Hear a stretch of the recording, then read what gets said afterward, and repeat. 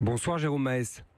Oui, bonsoir. Vous êtes le héros médiatique du jour puisque vous êtes le conducteur de train au polo rose qui a dit ces 4 vérités à Emmanuel Macron. Je dis ça pour ceux qui vous ont vu à la télé bien sûr. Devant la mairie de Saint-Dié. Échange assez musclé dont revoici un extrait. Mais c'est du respect. C'est de la provocation, monsieur Macron. C'est pas de la provocation de faire seulement quand j'ai été élu. Cette réforme, je vais pas vous mentir, on doit la faire. On est pour faire une réforme, mais on nous a fait des propositions. Non mais on doit la faire. Vous avez réussi à vous parler, Jérôme Maes, quand même. Ça a duré une quinzaine de minutes. Vous attendiez à ce que le président reste aussi longtemps avec vous, d'ailleurs ? Non, je m'attendais même pas à le rencontrer, à le voir de loin éventuellement, mais pas le rencontrer en tout cas. Donc c'était pas un traquenard, c'était pas vous veniez pas chercher l'incident. Ah non, pas du tout, non. Nous, on est responsables, on veut discuter et puis on veut faire entendre nos idées, les faire passer surtout auprès de l'opinion publique et des usagers des transports et de la SNCF qui est encore une entreprise de service public. Vous avez eu l'impression d'un président qui cherche la bagarre ou qui en tout cas l'accepte, qui se colte la réalité ou vos contestations ?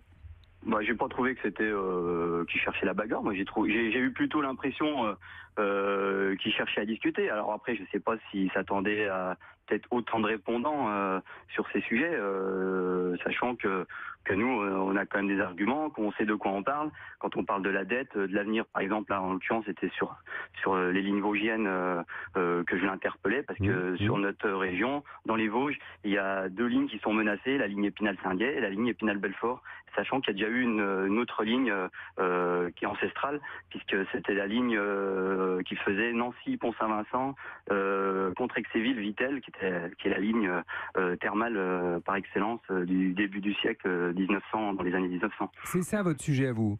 C'est votre sujet de cheminot, si j'ose dire, c'est le maintien des petites lignes, c'est ça ?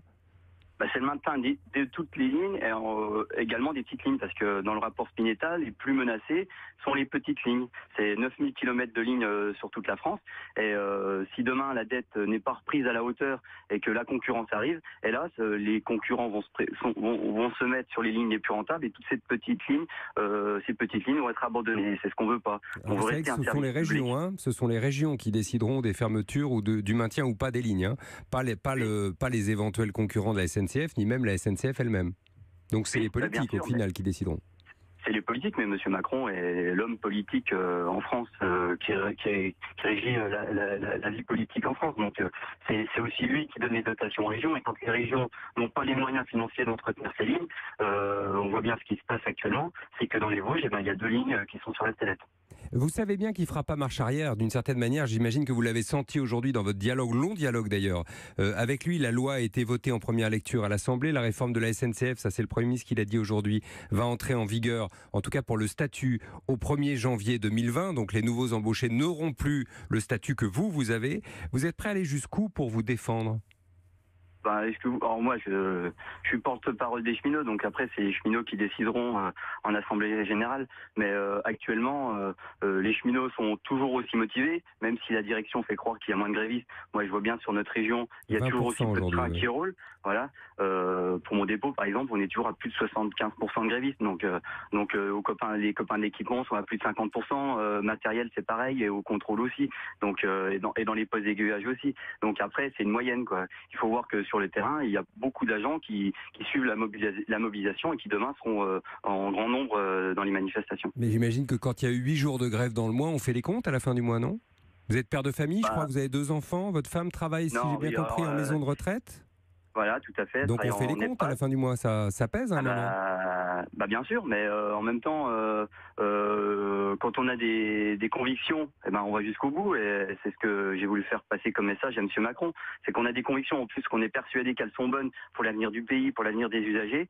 Nous, les cheminots, qu'on a l'habitude de dire on lâchera rien, c'est le cas avec les collègues, les copains. On est sûr du bienfait de notre action et que cette réforme va à l'encontre du service public et de l'aménagement du territoire en France. Jérôme Maes, vous personnellement, vous êtes prêt à aller en grève, je parle, au-delà du 30 juin, à continuer cet été, à continuer tant qu'il faudra, même si la loi est votée, contre une loi votée par le Parlement ?